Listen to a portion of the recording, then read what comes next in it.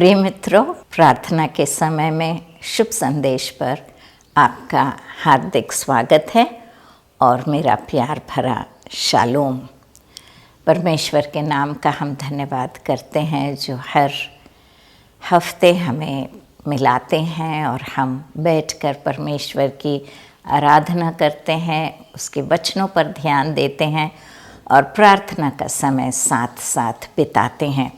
यदि आपकी कोई प्रार्थना विषय या निवेदन है तो बेझिझक आप हमारे दिए गए नंबर पे फ़ोन कर सकते हैं। हम आपके लिए प्रार्थना करेंगे, हमारे प्रार्थना योद्धा आपके लिए प्रार्थना करेंगे। परमेश्वर का वचन कहता है, अपनी सारी चिंता मुझ पर डाल दो क्योंकि मुझे तुम्हारी चिंता है।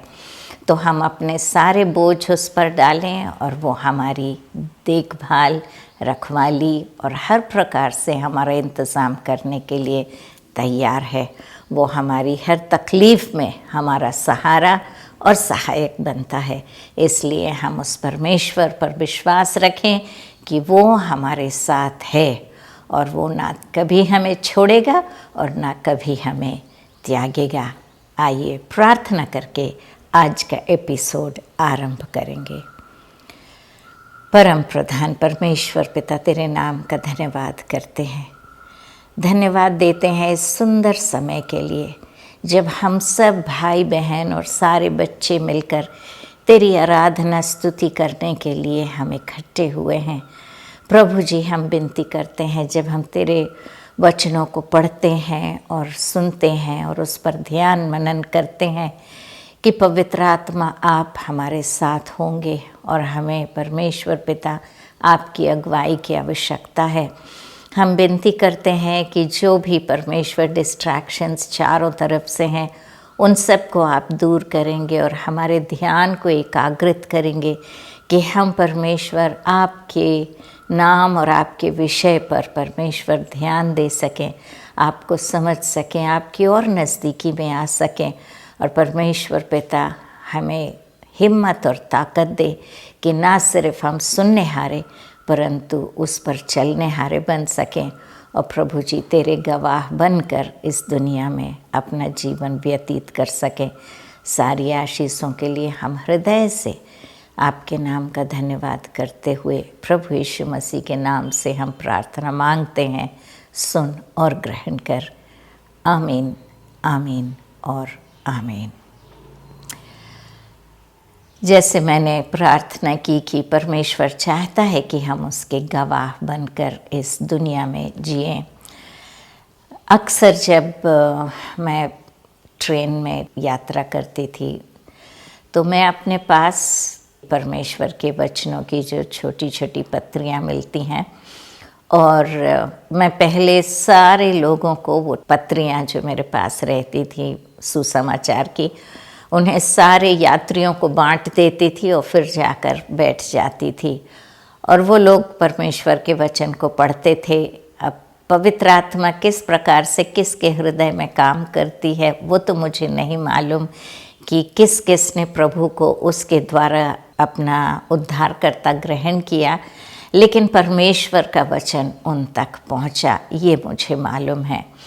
एक समय मैं गुंटूर अपने 3 मित्रों के साथ जा रही थी और जब हम जा रहे थे तो मैं बहुत थकी हुई थी, तो मैं बैठ गई और परमेश्वर ने एक सामने वाले यात्री की तरफ मुझे इशारा करके बताया कि मधु, इनसे तू परमेश्वर के वचन को बांट। और मैंने कहा, प्रभु जी मैं बहुत थकी हुई हैं, आज मुझे माफ़ कर दे, मैं आज कुछ नहीं कर सकती, मुझे सोना है।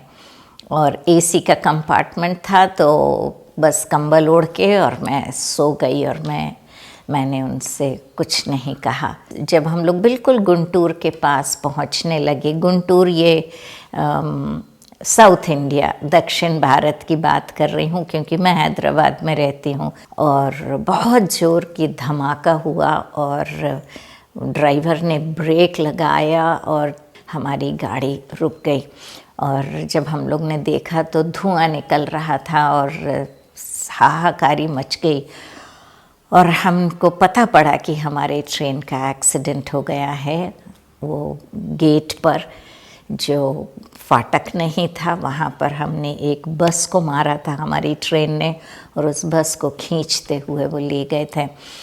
और जब हम लोग ने ये बात देखा तो आउटस्कर्ट्स में थे हम लोग, और सारे लोग उतर के नीचे उतरने लगे अपने अपना बक्सा लेकर। और मेरे साथ जो 2 स्त्रियां थीं वो लोग बहुत भयभीत हो गई और कहने लगी कि हमको तो बहुत डर लग रहा है। मैंने कहा डरने की कोई बात नहीं, चलो हम भी धीरे से उतर के जाएंगे।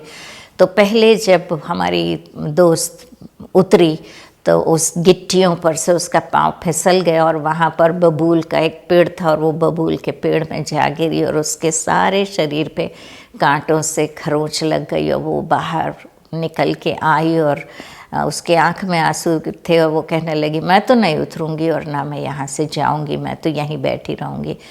अब हम सारे लोग उतर के चले गए, हम 3 औरतें बैठी रहीं और हम लोग प्रार्थना करने लगे, प्रभु जी जैसे तूने वायदा किया है कि मैं स्वर्गदूतों को तुम्हारे पास भेजूंगा कि वो तुम्हारी सहायता करें, परमेश्वर पिता स्वर्गदूतों को भेज ताकि वो हमारी सहायता करें। तीनों हम लोग भयभीत थे, इतने में पुलिस वाले लोग वहाँ आए। हमने सोचा पुलिस वाले हमारी मदद करेंगे। हमने कहा भैया हमारे पास कोई मदद करने वाले नहीं है, हमारे पास ये सूटकेसेस हैं, हम उठा नहीं सकते, हम उठा के इसे ये उतार पे से उतर नहीं सकते, हमको डर लग रहा है। उस पुलिस वाले ने डंडा बजा के कहा ये सब नखरे यहाँ नहीं चलेंगे, चलो उतरो उतरो उतरो, जल्दी से उतरो। अब हम लोग डर गए, हमने कहा कि क्या करेंगे। फिर मैंने दोनों से बात की, मैंने कही देखो हम लोग एक एक करके उतरेंगे और अपना बक्सा उतार के जाएंगे। उन्होंने कहा जो जिनको चोट लगी थी वो कहने लगी मैं तो नहीं उतरूँगी, तुम लोग कुछ भी कर लो। और वहाँ पे सब लोग हम लोगों से जब ट्रेन में ये बात हुई तो सारे लोग बात कर रहे थे कि देखो गांव वाले भाग के आएंगे और अपन से बक्सा मांगेंगे, मदद करने की कोशिश करेंगे, किसी से कोई मदद नहीं लेना, किसी को बक्सा मत देना क्योंकि वो हमारा बक्सा लेके भाग जाएंगे, सूटकेस लेके भाग जाएंगे। तो वो डर हम लोगों को था। इतने में हमने देखा कि कोई दरवाजे के पास कोई खटखटा रहा है और जब हमने जाके देखा तो 3 आदमी वहाँ खड़े थे और उनके सिर पे वो लोग छोटा सा शाफा बांधे हुए थे और एक तौलिया उनके कंधे पे थी। और उन्होंने कहा कि क्यों नहीं उतर रहे हो तुम लोग? हमने कहा हमारा सूटकेस उठाने के लिए कोई नहीं है। उन्होंने कहा कितने लोग हैं? हमने कहा 3 लोग। तो कहा देव बक्से देव, हम लोग भी 3 लोग हैं। और उन लोगों ने, हम लोगों के पास और कोई रास्ता नहीं था, हमने अपना अपना सूटकेस उन्हें दिया, उन्होंने सूटकेस अपने सिर पे रखा। मैंने कहा कि मैं आगे आगे चलती हूँ। मैंने पहले वाली दोस्त से कहा कि तुम आगे आगे चलो और ये जो हैं 2 जन को जाने दो उसके पीछे। फिर मैंने दूसरी फ्रेंड को कहा कि तुम ये 2 के पीछे चलो और मैं सबसे आखिरी वाले के पीछे चलूँगी ताकि हम लोग रास्ता कहाँ जाना है वो पहली वाली बताएगी, पीछे पीछे ये गांव वाले चलेंगे और हम लोग देखते रहेंगे कि वो हमारे साथ चल रहे हैं या नहीं। हम लोग थोड़ी ही दूर गए थे और मेरी जो सबसे आगे दोस्त चल रही थी जोर से चीखी और पलट के भाग कर आई। वहाँ पर जब हम लोगों ने बस को मारा था तो कटे हुए शरीर सारे रास्ते में पड़े थे। करीब 50 यात्री उस बस में थे और उन सब की वहाँ पे मौत हो चुकी थी और कटे हुए हाथ पैर और शरीर पूरे वहाँ पड़े हुए थे, खून हर जगह फैला हुआ था। जब वो डर के भाग के आई और कांप रही थी तो फिर मैंने दोनों को ऐसे अपने हाथ में लिया। मैंने कहा सूटकेस गया तो गया, चलो तुम लोग मेरे साथ चलो। नीचे देखने को वो लोग डर रही थी। मैंने कहा नीचे मैं देख के चलूँगी और आप लोग मेरे साथ चलो। दोनों का मैंने हाथ पकड़ा और उन्हें लेकर मैं चल पड़ी। गांव वालों के बारे में हम भूल ही गए, हम सिर्फ जहाँ लोग जा रहे थे वो रास्ते पे पहुँच गए। और जब हम उस मैदान में वहाँ पर पहुँचे तो हमने पलट के देखा तो वो 3 आदमी हमारे पीछे पीछे आ रहे थे और उन्होंने बक्सा नीचे रखा और हम तीनों ने अपना पर्स खोला उनको कुछ पैसा देने के लिए।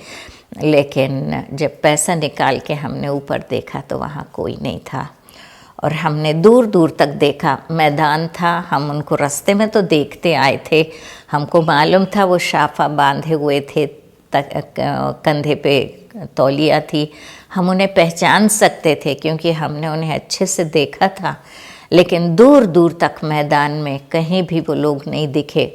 और हम लोग इधर उधर भागे भी उनको देखने के लिए कि ऐसे कैसे गायब हो गए। बिल्कुल हमारे पास खड़े थे और इतनी जल्दी वो कहाँ निकल के चले गए। तब हमें ये बात ज्ञात हुई कि हमने जो प्रार्थना की थी कि परमेश्वर पिता अपने दूतों को भेज ताकि वो हमारी मदद करें, और उस दिन हमारा आमना सामना दूतों से हुआ। परमेश्वर ने हमारी सहायता करने के लिए ऐसे दूतों को नहीं भेजा जिनके 2 बड़े बड़े पंख हैं और जो उजले वस्त्र पहने हुए हैं, क्योंकि उनको देख के हम डर जाते, लेकिन उन्होंने गांव वालों के भेष में उन दूतों को भेजा ताकि हम डरे ना, परंतु हमारी मदद हो जाए। तो प्रिय मित्रों, हम सोचते हैं कि स्वर्गदूत आज काम नहीं कर रहे हैं, लेकिन आज भी परमेश्वर के दूत काम कर रहे हैं, और परमेश्वर के लिए ये काम असंभव नहीं है। जब भी हमें कोई ज़रूरत होती है और हम पुकारते हैं, और यदि कोई इंसान वहाँ पर हमारी मदद करने के लिए नहीं होता है, तब परमेश्वर आज भी स्वर्गदूतों को भेजकर हमारी मदद करता है। पिछले हफ्ते हमने स्वर्गदूतों के विषय में सुना था, कैसे 3 जगह हमने देखा था। स्वर्गदूत ज़करिया के पास आए थे, यूसुफ के पास आए थे और मरियम के पास आए थे, और तीनों के पास आकर उन्होंने अलग अलग संदेश दिया था। मरियम को बताया था कि प्रभु यीशु मसीह पैदा होने वाला है, और उन्होंने ज़करिया को यूहन्ना बपतिस्मा देने वाले यूहन्ना के विषय में घोषणा की थी, और यूसुफ को उन्होंने बताया था कि जो गर्भ धारण मरियम ने किया है वो परमेश्वर की ओर से है और पवित्र आत्मा के द्वारा है। इसलिए मैंने आपको ये कहानी बताई कि हम इस बात का विश्वास कर सकें कि आज भी स्वर्गदूत हमारे बीच में काम करते हैं। हमने देखा था कि मरियम को बताया गया था स्वर्गदूत द्वारा कि वो पवित्र आत्मा उस पर उतरेगी, उस पर छाया करेगी और वो गर्भ धारण करेगी। और हम 36वीं आयत से पढ़ रही हूँ। और देख, तेरी कुटुंबनी एलिशबा के भी बुढ़ापे में पुत्र होने वाला है। यह उसका जो बांझ कहलाती थी 6वां महीना है, क्योंकि जो वचन परमेश्वर की ओर से होता है वह प्रभाव रहित नहीं होता। मरियम ने कहा, देख, मैं प्रभु की दासी हूँ, मुझे तेरे वचन के अनुसार हो। तब स्वर्गदूत उसके पास से चला गया। तो उसने एलिशबा के बारे में बताया कि तेरी कुटुंबनी जो बांझ कहलाती थी उसे भी गर्भ धारण हुआ है। और यहाँ पर मरियम एक बहुत सुंदर बात कहती है जो हम पढ़ते हैं 38वीं आयत में, देख, मैं प्रभु की दासी हूँ, मुझे तेरे वचन के अनुसार हो। और आज मैं आप सबसे ये अनुरोध करूँगी कि हम इस प्रकार का विश्वास रखें और वचनों को पढ़ें, और परमेश्वर के वचन में जो भी आयत हमें ऐसी मिलती है जिसमें परमेश्वर कोई वाचा या वायदा कर रहा है उसे हम याद कर लें।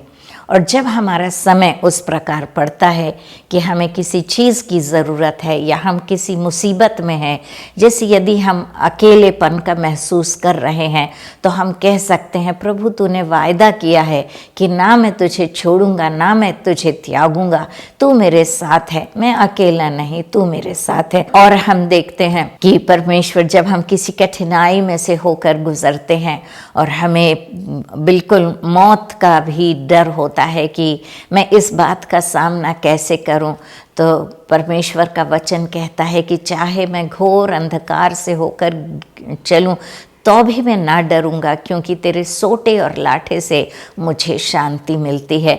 इस प्रकार से हम परमेश्वर के वचन को याद करके यही बात कहेंगे कि देख, मैं प्रभु तेरा दास या दासी हूँ और तेरे वचन के अनुसार मेरे साथ हो। क्योंकि परमेश्वर का वचन कहता है कि पृथ्वी और आसमान टल जाएंगे लेकिन उसका वचन कभी नहीं टलेगा, और जो वायदा वो हमसे करता है वो पूरा होता है। क्योंकि यहाँ पर हमने फिर से देखा था कि परमेश्वर का जो वचन होता है वो प्रभाव रहित नहीं होता, इसका मतलब वो प्रभावशाली होता है। और यदि हमारे पास आज कुछ भी है परमेश्वर की ओर से जो हमें दिया गया है तो वो ये वचन है, और इस वचन के आधार पर ही हम अपना मसीही जीवन चलाते हैं। परमेश्वर के वचन में हम पढ़ते हैं यूहन्ना 1:1 में, आदि में वचन था, वचन परमेश्वर के साथ था और वचन परमेश्वर था। प्रिय मित्रों, हमारा परमेश्वर इस प्रभावशाली वचन को हमें देता है कि इसके सहारे हम अपना जीवन जी सकें। मरियम के बारे में हम पढ़ते हैं कि मरियम का एलिशबा से मिलने जाती है। उन दिनों में मरियम उठकर शीघ्र ही पहाड़ी देश में यहूदा के एक नगर को गई और जकरिया के घर में जाकर एलिशबा को उसने नमस्कार किया। तो अभी हाल ही में स्वर्गदूत ने गर्भ धारण की घोषणा की थी और एलिशबा के बारे में बताया था, और क्योंकि वो उसकी कुटुंबनी थी, मरियम ने अपने माता पिता से परमिशन लिया, इजाज़त मांगी कि वो एलिशबा के घर जाना चाहती है, और वो वहाँ से निकल पड़ी। हम देखते हैं कि मरियम शीघ्र ही पहाड़ी देश में यहूदा के नगर को गई। नासरत में रहती थी लेकिन वहाँ से वो निकलकर यहूदा के नगर को जाती है और जकरिया के घर जाकर एलिशबा को नमस्कार करती है। जब वो नमस्कार करती है, लिखा है, ज्यों ही एलिशबा ने मरियम के नमस्कार सुना त्यों ही बच्चा उसके पेट में उछला और एलिशबा पवित्र आत्मा से परिपूर्ण हो गई। प्रिय मित्रों, जब हम इस वर्णन को पढ़ते हैं, एक एक वचन को पढ़ते हैं, तो हम परमेश्वर के प्रभाव को या उसकी शक्ति को, उसके ताकत को, उसके कार्य को हम देखते हैं। इसीलिए ये जो वचन है ये परमेश्वर की ओर से है। पवित्र आत्मा की अगुवाई के द्वारा ये वचन लिखा गया था और ये पवित्र वचन है। यदि हम इन वचनों को ध्यान देकर पढ़ेंगे तो परमेश्वर इस वचन के द्वारा हमारे जीवन में एक कार्य, अद्भुत कार्य, दिव्य कार्य आरंभ करते हैं। और जकरिया की पत्नी एलिशबा ने जब मरियम का नमस्कार सुना तो लिखा है उसके गर्भ में जो शिशु था वो एलिशबा, ज्यों ही एलिशबा ने मरियम का नमस्कार सुना त्यों ही बच्चा उसके पेट में उछला और एलिशबा पवित्र आत्मा से परिपूर्ण हो गई। प्रभु यीशु मसीह अभी जब हम देखते हैं, अभी हाल ही में घोषणा हुई है, तो ज़्यादा से ज़्यादा मरियम 1 महीने गर्भ से होगी, उससे कम भी हो सकता है, लेकिन अभी शुरुआत ही हुई थी। और प्रभु यीशु मसीह की शक्ति या प्रभाव का वर्णन हम यहाँ देखते हैं। मरियम साधारण स्त्री थी जिसने अपने आप को परमेश्वर के योग्य बनाने के लिए और परमेश्वर की उस वाचा जो उसने बांधी थी कि एक स्त्री के द्वारा मसीहा उत्पन्न होगा, अपने आप को उसने तैयार किया था। बहुत सी कुंवारियाँ थी जो अपने आप को तैयार कर रही थी। हर पीढ़ी में हर एक इब्रानी या यहूदी स्त्री अपने आप को तैयार करती थी। हर एक कुंवारी का यही इच्छा थी, मसीहा मेरे द्वारा उत्पन्न हो। और परमेश्वर पिता हर पीढ़ी में हर एक स्त्री को देखता रहता था। लिखा है परमेश्वर के वचन में, उसकी आँखें इधर उधर पृथ्वी पर घूमती रहती हैं। वो हमेशा देखता रहता है कौन कहाँ क्या कर रहा है और कौन इंसान कैसा है। हम इंसान से अपने आप को छुपा सकते हैं लेकिन परमेश्वर से हम अपने आप को नहीं छुपा सकते। वो हमें देख रहा है और वो हर पीढ़ी में देखता था कौन सी स्त्री इस तुल्य है, इस लायक है कि वो अपने पुत्र को उसके गर्भ के द्वारा इस दुनिया में भेज सके। लेकिन उसे एक भी स्त्री आज तक नजर नहीं आई थी। लेकिन जब मरियम को उसने देखा तो उसने कहा, हाँ, जो जो मैं उस स्त्री में चाहता था वो सारे गुण मरियम में पाए जाते हैं। और इसलिए परमेश्वर ने उस समय नियुक्त किया और कहा कि अब मेरा बेटा इस दुनिया में प्रवेश करेगा। तो वो बच्चा जो शिशु गर्भ में था, 1 महीने का भी था या नहीं हमें नहीं मालूम, लेकिन उसका प्रभाव हम देखते हैं। मरियम ने कई बार एलिशबा से मिलके उसे नमस्कार किया होगा, लेकिन कहीं भी एलिशबा को जो उसके साथ जो हो रहा है इसके पहले कभी नहीं हुआ। कितनी बार उसने आके उससे शलोम कहा होगा, नमस्कार प्रणाम कहा होगा, लेकिन एलिशबा उसका जवाब दे देती होगी, दोनों मिलके बातचीत करते होंगे और थोड़े दिन साथ रहते होंगे, फिर अपने अपने घर चले जाते थे। लेकिन ये समय हम देख रहे हैं कि उसके गर्भ में जो शिशु था वो उछला और वो पवित्र आत्मा से परिपूर्ण हो गई और उसने बड़े शब्द से पुकार कर कहा, तू स्त्रियों में धन्य है और तेरे पेट का फल धन्य है। अभी मरियम ने उसे सिर्फ नमस्कार ही किया था, अभी कोई भी बातचीत नहीं हुई थी। शिशु यदि उछला तो 5 महीने से बच्चा गर्भ में फेरे लगाना शुरू कर देता है, तो स्वाभाविक है कि बच्चा उछलने या मूव होने के लायक था।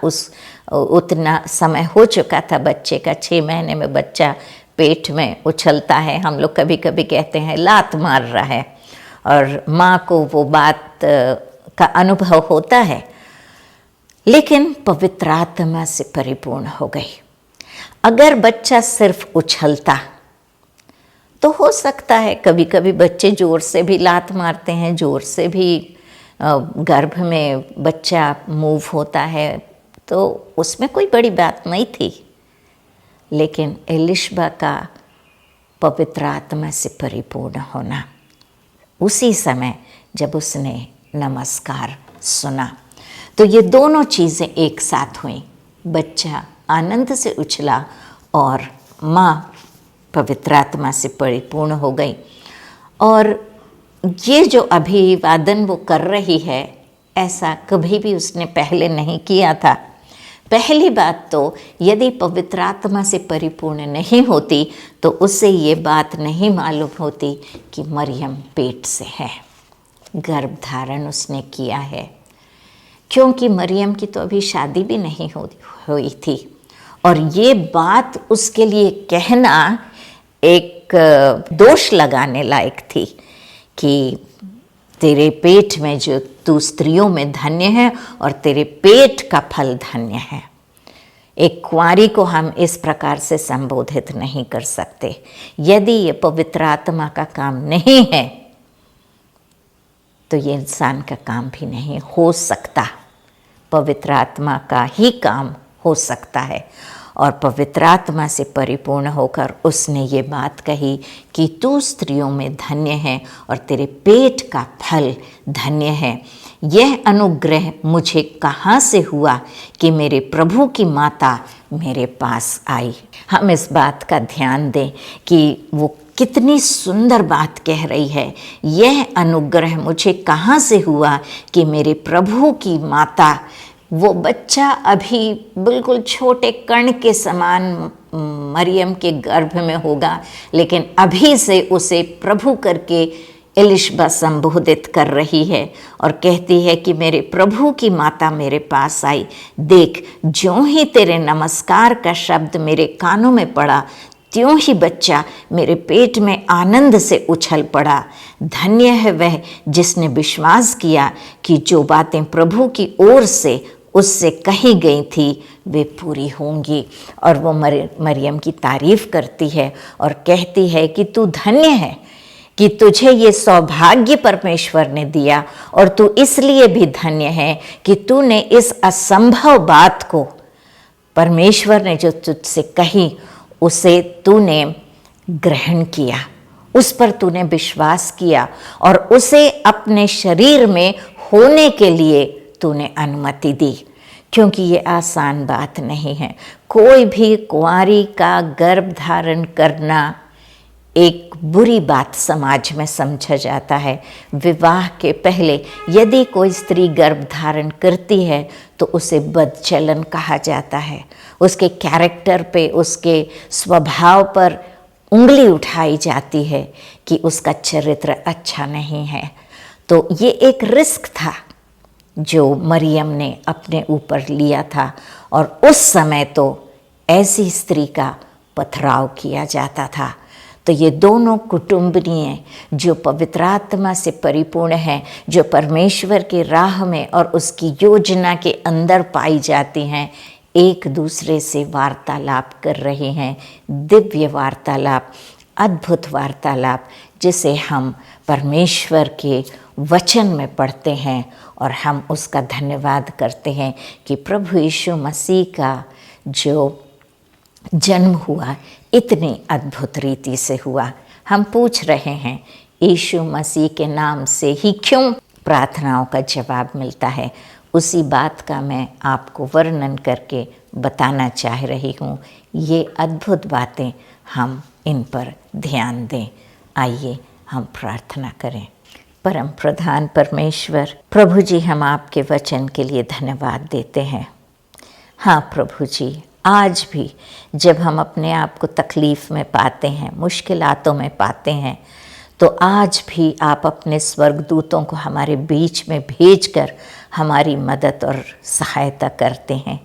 परमेश्वर पिता, हम धन्यवाद देते हैं आज के इस विषय के लिए जो आपने हमें बताया, किस प्रकार से मरियम ने गर्भ धारण किया पवित्र आत्मा द्वारा, और जब वो एलिशबा से मिलती है और नमस्कार करती है तो उसके गर्भ में वो शिशु उछलता है और वो पवित्र आत्मा से परिपूर्ण होकर उसे धन्य कहती है। हाँ प्रभु जी, मरियम धन्य थी, लेकिन आज हम भी जो तुझे अपने हृदय में उद्धारकर्ता के रूप में ग्रहण करते हैं और परमेश्वर पिता पापों की माफ़ी मांगते हैं, तो हम भी धन्य हो जाते हैं, क्योंकि हम अंधकार से तेरी रोशनी में प्रवेश करते हैं। आज हमारे सारे मित्रगण जो इस एपिसोड को देख रहे हैं, हम विनती करते हैं प्रभु जी कि आप हमारी समझ को खोलेंगे, हमारी आत्मिक आँखों को खोलेंगे, ताकि हम आपके वचन को ना सिर्फ सुने लेकिन उसे समझ सकें, उसका विश्वास कर सकें और उस पर चल सकें। परमेश्वर पिता, हम आपको अपना उद्धारकर्ता मानते हैं, ग्रहण करते हैं और आपसे विनती करते हैं आप हमारे पापों को क्षमा करेंगे, हमारे हृदय को अपने लहू से धोएंगे और हमें पवित्र करके अपने राज्य के लायक बनाएंगे। हर एक की हर एक तकलीफ़ के लिए प्रार्थना करते हैं। हर तकलीफ़ को निकाल के तू दूर कर परमेश्वर पिता, अपनी आत्मा से हर एक को परिपूर्ण कर। अपना परमेश्वर पिता तेरा साथ हम सब के साथ सदा रहे, क्योंकि तेरा वचन कहता है तू हमें ना कभी छोड़ेगा ना कभी त्यागेगा। अपने आप को तेरे हवाले करते हुए प्रभु यीशु मसीह के नाम से हम ये प्रार्थना मांगते हैं, सुन और ग्रहण कर। आमीन, आमीन, आमीन। मित्रों, आप सबको जय मसीह की। परमेश्वर आपको आशीष दे। आमीन।